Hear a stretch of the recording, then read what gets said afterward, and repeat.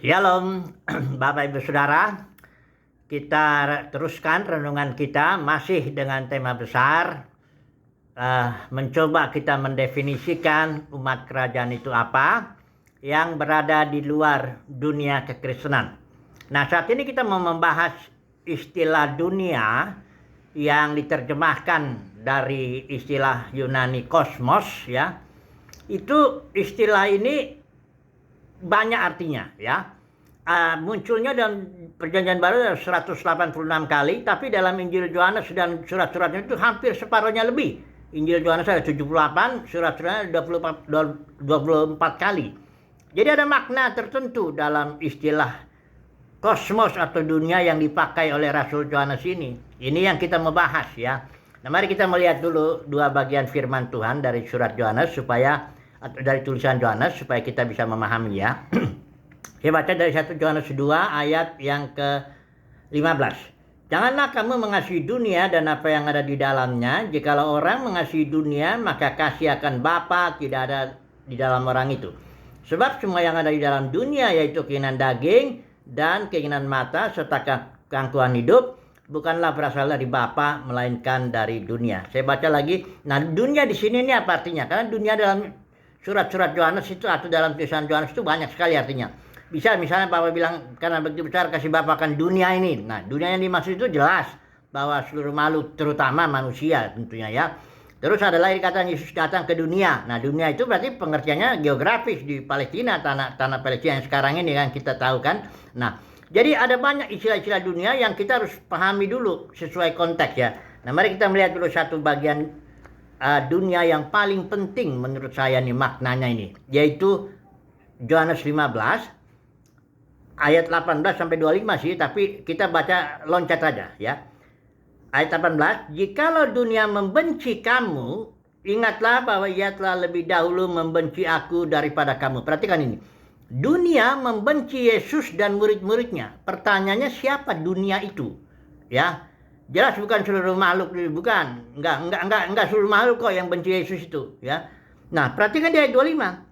Tetapi firman yang ada tertulis dalam kitab Taurat mereka harus digenapi. Mereka membenci aku tanpa alasan. Jadi yang membenci Yesus itu yang punya hukum Taurat, yaitu Yudaisme, agama Yahudi itu. Yang memang benar, Sanhedrin lah yang membenci Yesus dan murid-muridnya dan membunuh. Ya, kalau Sanhedrin langsung membunuh Stefanus itu kan, kita tahu itu kan. Nah, jadi pengertian dunia yang paling penting dalam tulisan Rasul Yohanes adalah keagamaan itu, dunia keagamaan, sistem keagamaan. Nah, dunia itu kosmos, itu pengertiannya sistem. Nah, sistem itu dalam kamus-kamus kita sudah baca itu group of things that works together in a certain rule. Artinya kelompok sesuatu yang bekerja bersama-sama dengan aturan main tertentu. Saya langsung aja masuk ke dalam dunia kekristenan, ya. Pengertian ini. Dunia kekristenan itu ada tiga lah kita anggap kelompok sesuatu. Ya, group of things. Ada tiga lah. Denominasi. STT, sekolahnya. STT. Terus katakanlah ini sinodenya itu. Ya. Ini tiga kelompok ini bekerja dengan aturan main tertentu. Ya. Mereka aturan mainnya itu ada, yaitu sebenarnya kalau harus jujur ya, ini mengenai dunia kekristenan itu aturannya uang, mamon. Karena tanpa uang ini sistemnya nggak jalan. Kalau saudara mau bangun denominasi nggak ada uang, itu nggak jalan. Beda ya dengan dunia gereja mula-mula, ya. Gereja mula-mula butuh uang itu untuk makan minum, dibagi-bagi tuh orang-orang miskin apa janda-janda, ya. Tapi para pelayannya itu tidak pernah narik uang untuk dirinya atau untuk membangun. Petrus setelah khotbah 3.000 orang bertobat, dia bilang emas dan perak nggak ada padaku. Nggak ada ajaran persepuluhan, buah suluhan. Jadi beda itu, ya. Nah, kalau orang nggak bisa tahu ini bedanya, ya memang dia karena dia bagian dari sistem itu. Para pemimpin denominasi nggak akan tahu bedanya. Bedanya gereja dengan denominasi nggak tahu. Malah diajarin ajaran visible church, invisible church katanya. Karena saking butanya dia, nggak tahu dia. Dianggap denominasi itu gereja. Dia nggak tahu sistem itu, ya. Ini denominasi, ya. Ini STT. Ini sinode. Semua ini sistem ini berserta, ya. Kalau sistem itu kalau ya roda, ini roda kecil, roda besar, ada ada tali-talinya itu, jadi satu digerakin semuanya bergerak. Kayak gitulah ini. Yang gerakin itu siapa? Energi dari sistem ini, dunia kekristenan itu apa? Energi itu uang. Bukan Roh Kudus. Roh Kudus juga dicampur situ. Makanya sebenarnya dunia kekristenan itu kayak Babel, campuran, kacau, ya. Tapi kalau gereja mula-mula itu yang energinya tuh itu Roh Kudus. Orang ada 70 kali istilah Roh Kudus yang melarang, memimpin, bersikap semua dalam 28 pasal Kisah Para Rasul itu, ya. Itu Roh Kudus itu. Mereka butuh makan emang, tak butuh uang, tapi untuk makan minum, ya. Bukan untuk bangun kayak yang di sini. Ini karena ini udah beda, ya. Oke lah. Jadi kosmos itu atau sistem itu, inilah yang dibilang oleh Rasul Yohanes, jangan engkau mencintai ini.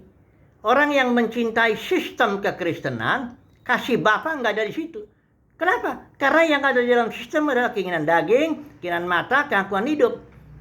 Orang yang matanya dicelikan akan melihat dunia kekristenan itu, itulah dia memang keinginan mata, keinginan daging, keangkuhan hidup. Persaingan ketat, dan namanya ada pedang. Oke lah. Tunggu dulu ya, saya sekarang jelasin. Dari mana sistem ini bisa muncul? Apa yang membuat ini sistem ini muncul? Nah, kalau sudah lihat ini, mulai dari Kisah Para Rasul 20, kita nggak usah buka itu. Kisah Para Rasul 20 ayat 28 sampai 30. Awalnya sistem itu muncul, itu karena serangan serigala ganas terhadap para pemimpin gereja mula-mula itu, dalam kasus konteks itu penatua di Efesus. Karena serangan itu mereka bikin ajaran palsu. Untuk apa tujuannya? Untuk narik murid kepada diri mereka sendiri. Nah, ditarik sebagian oleh murid ini, oleh pemimpin ini, ditariknya. Demikianlah itu dunia kekristenan. Dunia kekristenan adalah para pemimpin dan para pengikut. Pemimpin ini menarik ini, yang ini pengikutnya, ini narik ini narik. Akhirnya terjadilah sistem itu. Ya, denominasi termasuk ST-nya, termasuk ininya. Tapi itu ajaran itu palsu, ajaran palsu itu dijelasin sama Rasul Yohanes di Wahyu pasal 2 pasal 3, yaitu Ijabel, Biliam, Nikolaus. Ijabel itu merampas otoritas suaminya kan, jadi para pemimpin di denominasi ini merampas otoritas Roh Kudus ya atas murid-murid. Kemudian ajaran Nikolaus menaklukkannya dengan ajaran-ajaran penundukan diri lah yang palsu dan sebagainya, dan juga Biliam dengan ajaran dagang itu. Para pemimpin denominasi jual firman, jual ilmu teologinya, jual apa, semuanya jual, jemaat bayar. Ya, kira-kira begitu. Perdagangan lah intinya. Nah, sistem ini tidak mungkin dilihat oleh orang yang berada di dalamnya. Saya beri contoh, ya. Kalau saudara lihat ada sekelompok orang makan durian, kan tahu ya bau durian tuh nyengatnya minta ampun kan. Dia kumpul di situ satu ruangan lah. Dia wah kan durian tuh enak ya. Saya juga suka durian tuh. Makan tuh durian tuh mereka tuh. Mereka nggak akan rasa baunya itu nggak ada. Malah mereka sangat enak sekali, kalaupun terasa itu enggak masalah bagi mereka. Tapi coba deh orang di luar yang enggak makan, kita yang nonton gitu, buset, itu baunya durian tuh nyengatnya minta ampun. Bagi yang suka langsung menimbulkan selera, kayak saya tuh nyium itu, saya selera sekali. Tapi bagi yang enggak suka, itu kayak bau busuk. Dulu saya masih kecil itu enggak suka durian, jadi kayak berasa bau busuk, ya. Begitulah orang yang di dalam sistem kekristenan tidak akan mencium bau durian, atau kalau saya bilang bau busuk ya jangan marah ya. Tapi orang yang di luar itu sangat merasa, sangat mudah dia melihatnya. Karena firman Tuhan membukakannya itu jelas dari mana datangnya sistem itu. Serangan serigala ganas yang menyebab, dan ajaran palsunya apa? Ijabel, Biliam, Nikolaus. Terjadilah sistem itu. Group of things that works together in a certain rule. Aturan tertentu, denominasi, STT ini pokoknya itu semua, dan energi yang menggerakkan sistem kekristenan adalah uang. Jangan heran kalau pendeta-pendeta jadi hamba mamon. Kok heran? Saya sih nggak heran, orang itu profesi kok. Ya. Sama seperti dokter, insinyur, kalau itu dilegalkan nggak apa-apa itu. Sebagai insinyur kita jual jasa ya dapat duit, itu mah wajar, memang harus begitu. Ya, dokter juga begitu. Tapi kalau gereja nggak boleh, Yesus sudah bilang, aku akan menjadikan gerejaku itu beda. Ya, oke lah. Kesimpulannya apa nih sekarang? Umat kerajaan itu apa jadinya? Saya beri contoh umat kerajaan. Mesir itu dalam Alkitab itu simbol daripada dunia, ya, sistem. Orang Israel diperbudak umat Tuhan di Mesir itu. Dengan cara apa? Firaun itu setannya seperti itu ya. Dia membuat dua cara untuk memperbudak umat Tuhan. Pertama, dia kasih kerja keras. babak belur, nggak bisa ibadah. Dari kerja sampai dari pagi sampai ke paginya lagi. Disuruh kerja keras. Kedua, dikasih kenikmatan. Nggak cuma kerja keras aja. Makanya orang Israel yang dari padang gurun tuh pengen balik ke Mesir. Kenapa? Oh, di sana ada daging, ada bawang prei, ada semangka, ada kami nikmat. Udah gitu. Jadi inilah perbudakan setan itu yang menggunakan sistem, yaitu kerja keras sedemikian sehingga nggak ada waktu untuk Tuhan. Dan kedua, kenikmatan. Saudara jangan pikir orang-orang yang kerja di dunia kerja atau melayani itu ada waktu untuk Tuhan juga. Banyak orang Billy Graham nyeselnya gitu. Saya sibuk banget itu nyiapin kota, apa nggak ada waktu untuk Tuhan. Dan dia seandainya bilang kalau ada waktu saya akan gunakan waktu itu untuk berfellowship dengan Tuhan. Bayangkan, baca deh di bukunya Jasa Sayem itu. Saya nggak ngejelek-jelekin itu, memang faktanya dia udah buka kok. Banyak orang yang full time di dunia Kristen capek, ingin istirahat gitu, refreshing. Ya gimana? Padahal kalau Yesus bilang kalau melakukan kehendak Tuhan tuh makan, istilahnya dapat energi kan. Oke lah. Jadi bagaimana caranya? Umat kerajaan itu ya dikeluarin, nggak ada lagi caranya. Kalau mau beribadah ya keluar dari Mesir, keluar dari sistem, nggak bisa. Di dalam itu perbudakan itu, ya. Dunia kekristenan itu perbudakan oleh para pemimpin agamanya itu loh. Yang sebenarnya bagian juga dia juga diperbudak juga, ya. Sistem itu memperbudak, saudaraku, ya. Nggak bisa orang beribadah, ya.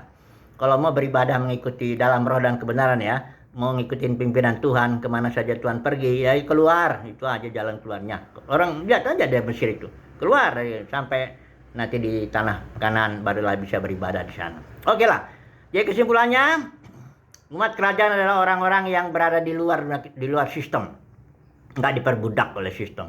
Nggak diperbudak oleh para pemimpin agama Kristen dengan segala aturan-aturannya, dengan apanya, macam-macam tuh enggak, ya. Kita mengikuti pimpinan Roh Kudus kemana saja Roh Kudus mau, ya. Hari Minggu ke kiri, hari Minggu ke Senin ke sini, bisnis ini, bisnis itu, kerja ini, kerja itu, semua tidak dipimpin Roh Kudus, ya. Semoga saudara dan saya mendapat kasih karunia lah untuk menjadi umat kerajaan, ya.